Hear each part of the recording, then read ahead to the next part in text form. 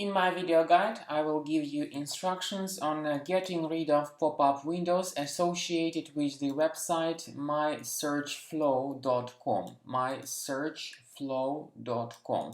These are the pop-ups that may attack Google Chrome, Firefox and other browsers, and these pop-ups promote installation of a special browser extension called Flow.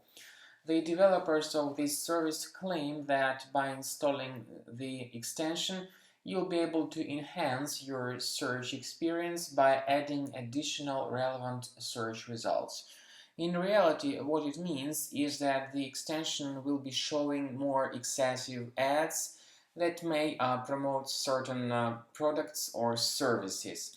So I recommend you to think very carefully before installing this extension. I'm going to install it on purpose in order to show to you how to uninstall it later on. It could be that some browser extensions may change your default search engine. It doesn't happen with this Flow extension, but there may be other extensions in place that may change your browser settings. As I said, often the extensions may show intrusive ads, and many of them are able to spy on the user's browsing activities. So I recommend you to be careful and not to install any third-party extensions like that.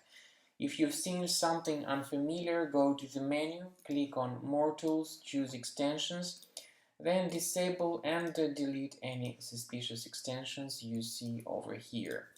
I also recommend that you double check your Mac computer with Combo Cleaner Antivirus, and the best place to get it is on the page combocleaner.com. So after the program is downloaded and installed, let it update the antivirus database. After that, click on Start Combo Scan and begin the thorough investigation of your Mac computer.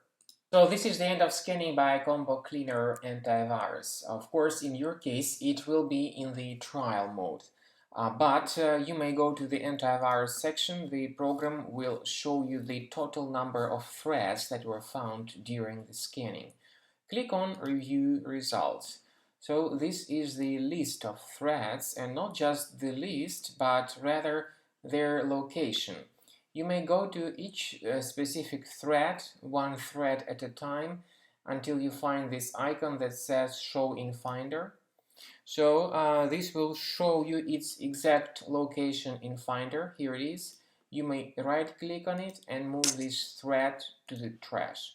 Basically, you may do the same thing with all other threads, or you may consider purchasing the premium version of the program to get rid of these threads automatically and to get your Mac fully protected.